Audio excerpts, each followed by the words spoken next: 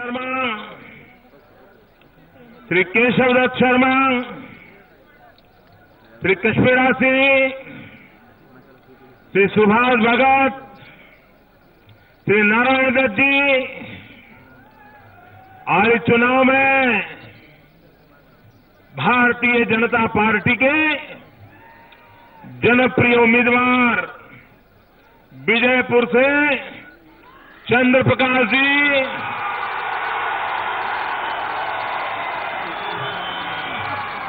बिश्नाह से श्री अश्विनी शर्मा जी, सांबा से डॉक्टर देवेंद्र जी,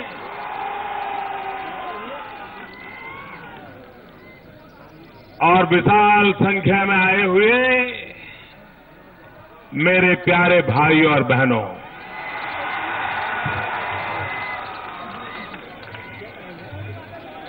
मैं सबसे पहले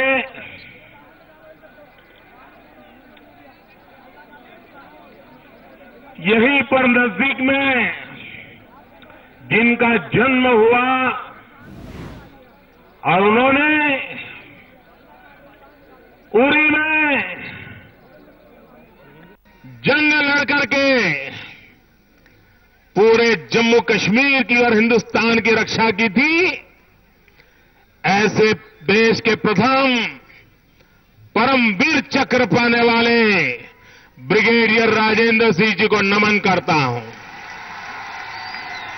उनको आदरपूर्वक श्रद्धांजलि देता हूं।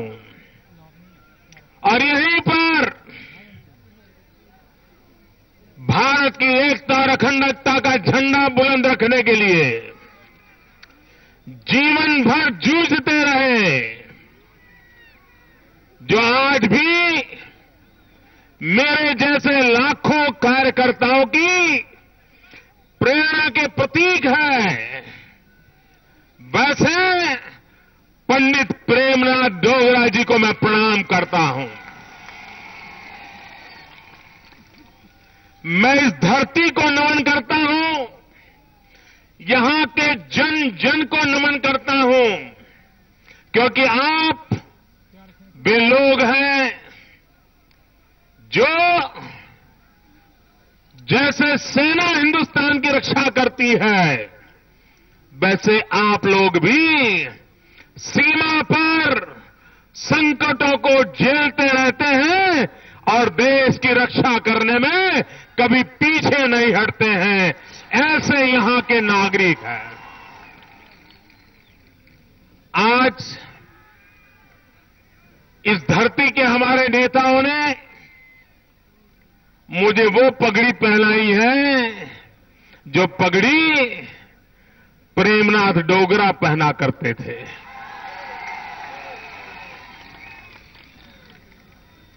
मुझे विश्वास है जम्मू कश्मीर की जनता, देश की जनता ये पगड़ी की इज्जत क्या है वो भली भांति जानती है। भाइयों बहनों,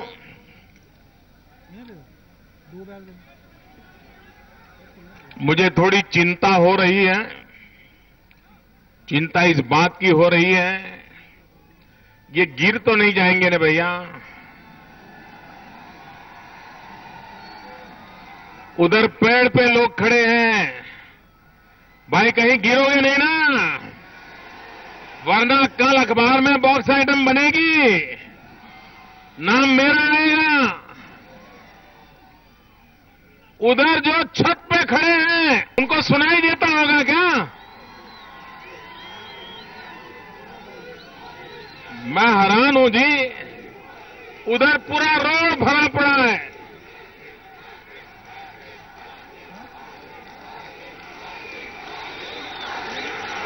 भाइयों बहनों, हमने सभाएं तो बहुत देखी है, लेकिन इस बार चुनाव सभाओं को मैं जो देख रहा हूं, विशेष करके झारखंड और जम्मू कश्मीर की जो सभाएं देख रहा हूं, मैं कल्पना नहीं कर सकता हूं क्या जनसैलाब उमट रहा है।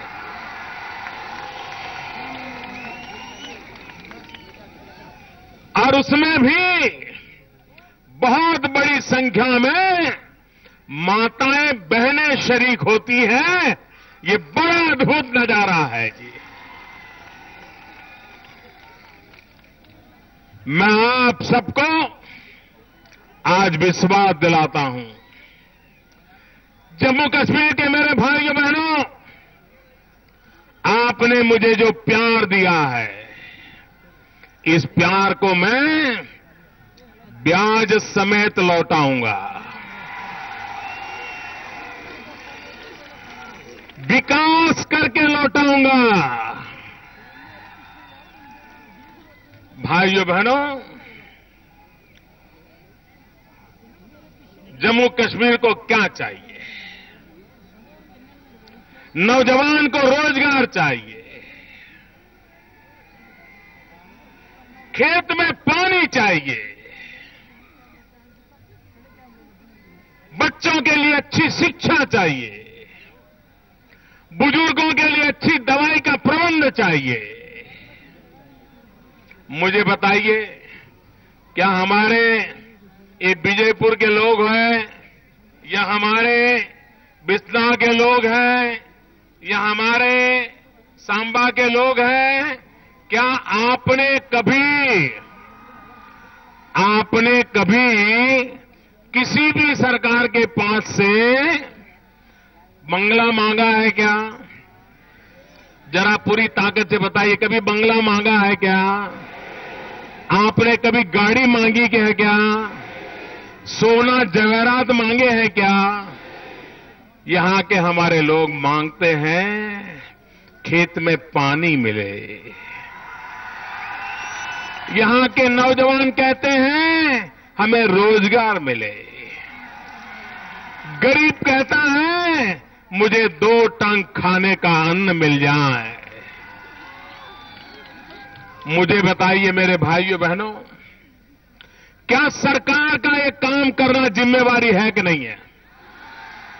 अगर नहीं किया है तो ऐसी सरकारों को हटाना चाहिए कि नहीं हटाना चाहिए?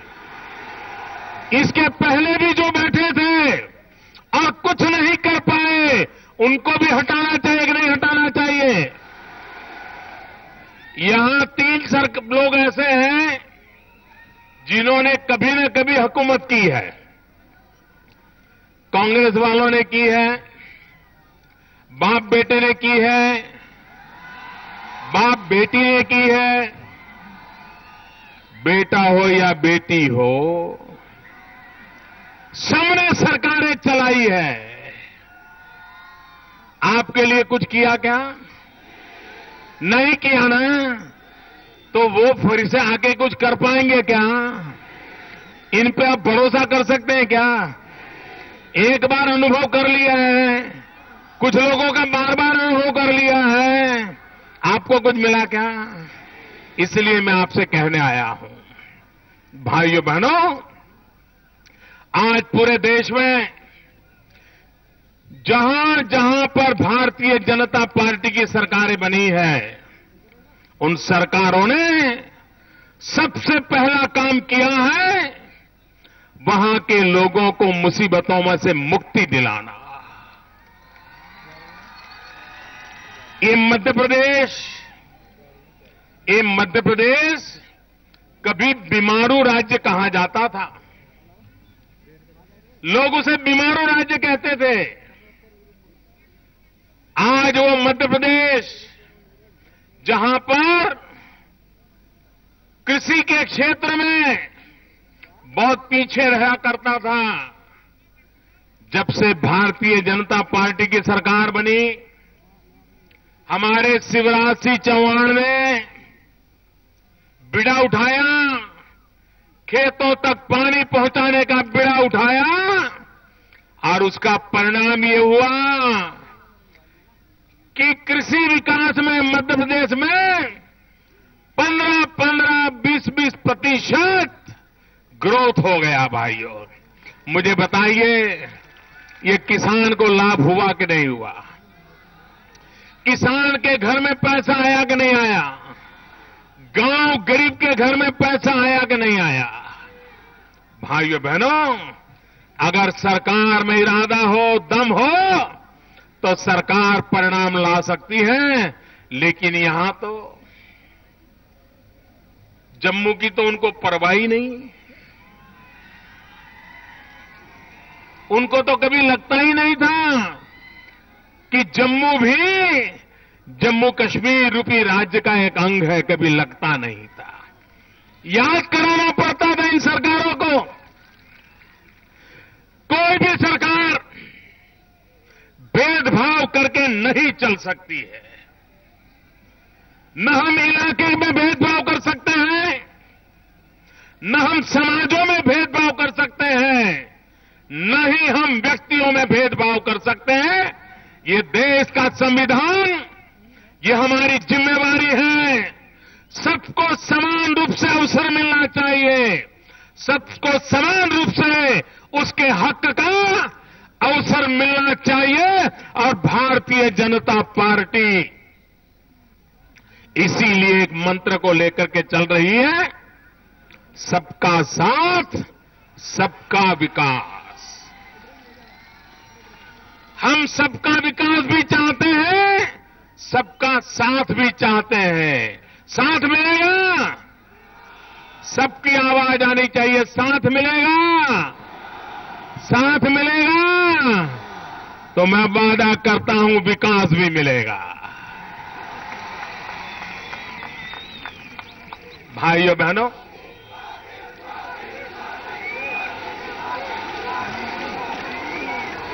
जम्मू कश्मीर में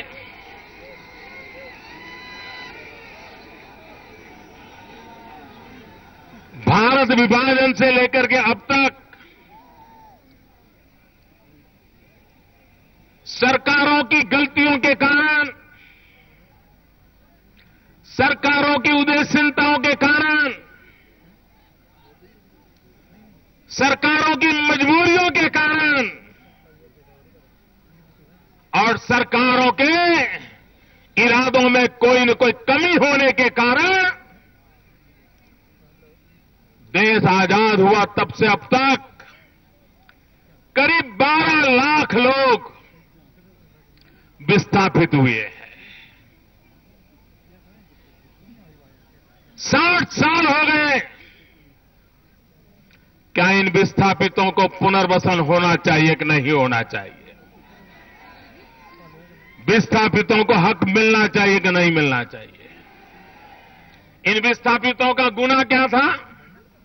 उनका एक ही गुनाह था कि वे भारत माता की जय बोलते थे। उनका एक ही गुनाह था, वो देश की एकता के लिए मर मिटने को तैयार थे। और आज मेरे विस्थापित भाई बहन अलग अलग समय पर विस्थापित हुए, अलग अलग कारणों से विस्थापित हुए, लेकिन हर दशक में किसी को न किसी को इस मुसीबत को झेलना पड़ा। भाइयों बहनों, ये जितने भी प्रकार के विस्थापित हैं, मैं सबका वर्णन नहीं करता हूं, क्योंकि जम्मू कश्मीर के लोग बराबर इस बात को जानते हैं। मैं आपको विश्वास दिलाता हूं, इन विस्थापितों को पुनर्स्थापित करना ये देश की जिम्मेवारी है, देश की जिम्मेवारी है। इन विस्थापितों को उनका हक दिलाना ये देश की जिम्मेवारी है। और इसलिए मेरे भाइयों बहनों, मैं आज आपको विश्वास दिलाने आया हूं, और मैं तो आप सबका आभारी भी हूं, जम्मू कश्मीर का आभारी हूं कि लोकसभा में जो भारी जन समर्थन आपने दिया है, उसके कारण दिल्ली में मजबूत सरकार बनी है, पूर्ण बहुमत वाली सरकार बनी है। मैं जम्मू कश्मीर के भाइयों बहनों को भी कहना चाहता हूं, अगर जम्मू कश्मीर का भला करना है तो आप आधी अधूरी सरकार मत बनाना, टूटी फूटी सरकार मत बनाना। ऐसी कुर्सी का क्या मतलब जिसके चार पहिए पैर न हो और फिर एक पैर कहीं से बाहर से लाना पड़े, कुर्सी के तीन पैर एक हो और चौथा पैर खटिया का लगा दिया, तो ये कुर्सी कुछ ठीक रहेगी क्या? वो कुर्सी संभालते संभालते ही 5 साल पूरे हो जाएंगे। आप देखिए, एक कांग्रेस वालों की कमाल देखिए, ये ऐसे बड़े चतुर लोग हैं,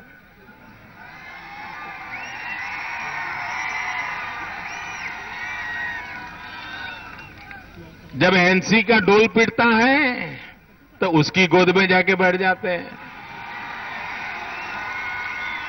जब पीडीपी का ढोल बजता है तो उसकी गोद में बैठ जाते हैं, और जब जनता इनका हिसाब मांगना शुरू करती है तो फिर पीडीपी के पीठ में छुरा भोंक के भाग जाते हैं, कभी एनसी के पीठ में छुरा भोंक के भाग जाते हैं, और फिर जनता के सामने साफ सुथरे बनकर के खड़े हो जाते हैं। देखो, ये तो सरकारें बेकार थी तो तुम बगल में क्यों बैठे थे भाई? उनकी गोदी में क्यों बैठे थे? उनको खाना क्यों खिला रहे थे? वो इसलिए करते थे कि उनको बिना मेहनत को मलाई में हिस्सा मिलता था, इसलिए करते थे। भाइयों बहनों, ये जनता के साथ द्रोह है।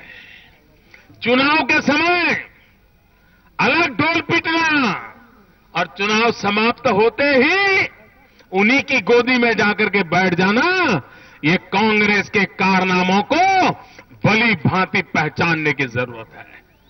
और इसलिए मैं कहता हूं भाइयों बहनों, जो जनता की आंख में धूल झोंकते हैं, जो जनता के साथ द्रोह करते हैं, ऐसे दलों को तो आज के समय में कहीं कोई जगह नहीं होनी चाहिए।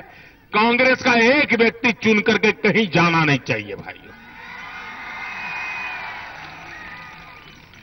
और दूसरा, ये दो परिवार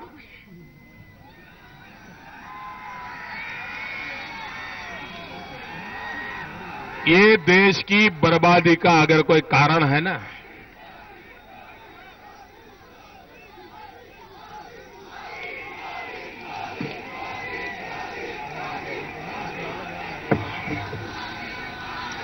इस देश की बर्बादी का अगर कोई कारण है तो वो कारण लोकतंत्र के प्रति अनास्था और वंशवाद के प्रति आस्था। जब तक देश को वंशवाद से हम मुक्ति नहीं दिलाएंगे, लोकतंत्र के सच्चे फल हम नहीं खा पाएंगे।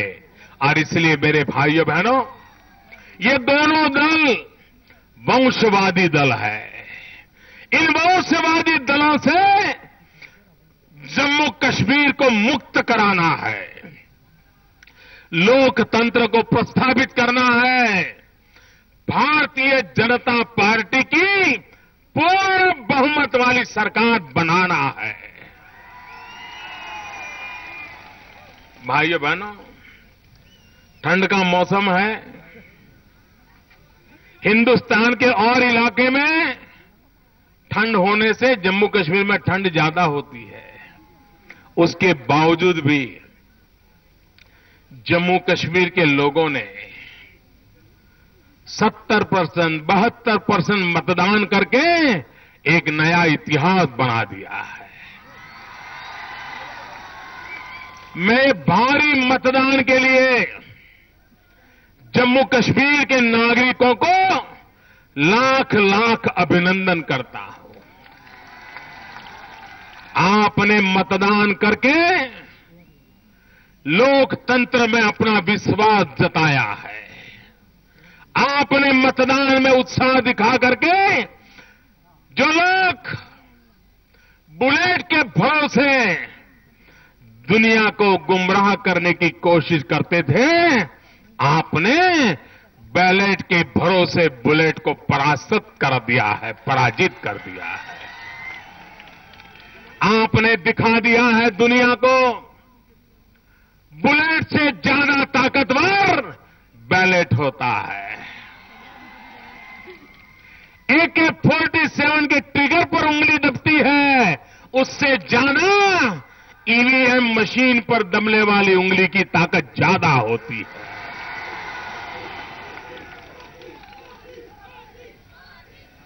AK-47 के ट्रिगर पर दबने वाली उंगली किसी की जान ले सकती है, लेकिन ईवीएम मशीन पर दबने वाली उंगली एक देश की जिंदगी बदल देती है, और ये काम आपने किया है। और इसलिए मेरे भाइयों बहनों, पूरा देश आज जम्मू कश्मीर का जय जयकार कर रहा है। आपने जिस प्रकार से बुलेट को पराजित करके दिखाया है, पूरे देश को आपके प्रति नाज है, पूरे देश को आपके प्रति गर्व है। और मैं जम्मू कश्मीर वासियों, ये चुनाव है इसलिए कह रहा हूं, इसलिए नहीं है। मैं हिंदुस्तान के जिस कोने में जाऊंगा, मैं जम्मू कश्मीर की जनता का जय जयकार करता रहूंगा, क्योंकि आपने लोकतंत्र के लिए जो हौसला बुलंद किया है, और जो लोग, ये उनके लिए भी शपथ है, कभी कभी जहां शांति है, प्यार मोहब्बत का माहौल है, परिवार में भी सुख शांति है, फिर भी वोट करने नहीं जाते हैं। उनके लिए एक संदेश है कि जम्मू कश्मीर के देखिए लोग आतंकवादियों के गोलियों के साए के बीच भी मतदान करने के लिए चले जाते हैं। ये ताकत होती है लोकतंत्र की, ये ताकत होती है लोकतंत्र की। भाइयों बहनों, आपके लोकतंत्र के अधिकार के लिए सेना के जवानों ने बलिदान दिया है। मेरे भाइयों बहनों, ये बलिदान बेकार नहीं जाना चाहिए, ये बलिदान बेकार नहीं जाना चाहिए। आपके पास भी ताकत है, आपके पास भी उंगली दबाने की ताकत है, और आपकी ताकत AK-47 से ज्यादा ताकत है आपकी उंगली में। और इसलिए मेरे भाइयों बहनों, मैं आज आप सबसे अनुरोध करने आया हूं, कोई दुविधा नहीं चाहिए, जम्मू कश्मीर में पूर्ण बहुमत वाली सरकार चाहिए, भाजपा की सरकार चाहिए। और एक ही काम, एक ही मंत्र, न जात पात, न संप्रदाय, न प्रदेशवाद, लद्दाख अलग है, घाटी अलग है, जम्मू अलग है, नहीं चाहिए। हम सब एक है, हम सब एक है, और हमें मिलकर के नई राजनीति को आगे बढ़ाना है। और नई राजनीति है विकास की राजनीति। एक ही मंत्र है विकास, विकास ही है जो नौजवान को रोजगार देगा। वो जमाने चले गए, इनको पता नहीं है।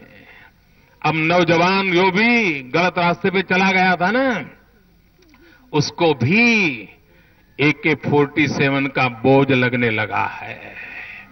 वो भी मन में सोचता है कि हाथ में से ये 5-6 किलो की, 10 किलो की AK-47 जाए और अपने हाथ में एंड्रॉइड बन आ जाए। वो भी चाहता है, हमें वो अवसर बनाना है कि हम एंड्रॉइड 1 की ताकत क्या होती है, नौजवान को दिशा में ले जाना चाहते हैं। हम उसके हाथ में कंप्यूटर देना चाहते हैं, हम उसके हाथ में नए सपनों को लिखने का सामर्थ्य देना चाहते हैं। और इसलिए मेरे भाइयों बहनों, मैं जम्मू कश्मीर के नागरिकों से आग्रह करता हूं, आइए देखिए, जब से मैं सरकार में बैठा हूं, कोई महीना ऐसा नहीं है जब मैं जम्मू कश्मीर नहीं आया हूं। पहले खबरें आती थी कि प्रधानमंत्री आने वाले हैं और कभी कभार आ जाते थे, ये एक ऐसा प्रधानमंत्री है जो प्रधान सेवक के रूप में काम कर रहा है और बार बार आता है, हर महीने आता है। जुलाई में भी आया, अगस्त में आया, सितंबर में आया, अक्टूबर में आया, नवंबर में आया और मैंने कहा था दिसंबर में भी आऊंगा, आ गया।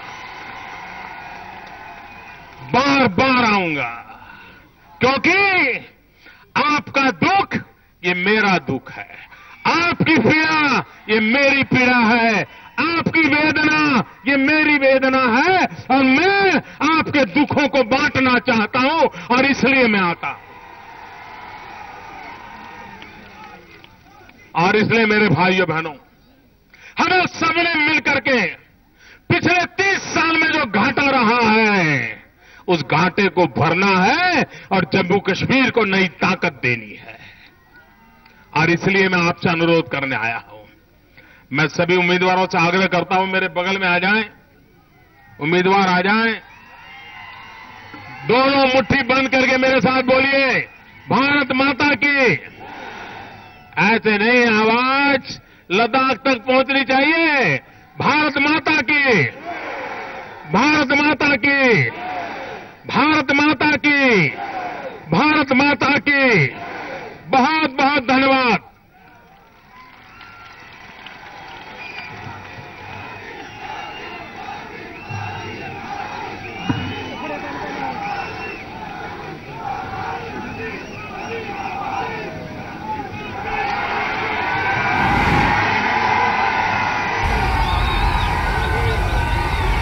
जम्मू के सांबा में प्रधानमंत्री नरेंद्र मोदी ने कहा, मैं आपके दुखों को बांटने आया हूं। नरेंद्र मोदी ने कहा कि मैं आपको सूद समेत वापस करूंगा। उमर अब्दुल्ला पर, कांग्रेस पर प्रधानमंत्री मोदी ने साधा निशाना। जम्मू कश्मीर की सरकारों ने कुछ नहीं किया, जम्मू कश्मीर की सरकारों को कुछ नहीं मिला। मध्य प्रदेश के शिवराज सिंह चौहान सरकार की तारीफ करते हुए उदाहरण दिया, हम सबका साथ, सबका विकास चाहते हैं और अगर आपका साथ मिला तो ये मेरा वादा है कि मैं आपको विकास दूंगा। प्रधानमंत्री नरेंद्र मोदी ने यह कहा। साथ ही साथ विस्थापितों का मुद्दा भी उन्होंने उठाया। महत्वपूर्ण बात ये कही कि AK-47 पर दबने वाली उंगली से बैलेट पर दबने वाली उंगली ज्यादा ताकतवर है। मैं हर महीने यहां पर आया हूं, आपका दुख बांटने आया हूं और आपसे ये वादा करता हूं कि अगर आपका समर्थन मिला तो आपको मेरी तरफ से विकास का वादा है, विकास मिलेगा। जम्मू कश्मीर की पुरानी सरकारों पर जबरदस्त निशाना साधते हुए नरेंद्र मोदी ने कहा कि पिछली सरकारों ने कुछ भी नहीं किया है, ऐसी सरकार को उखाड़ फेंकना चाहिए। यहां पर आप कीजिए बस थोड़ा सा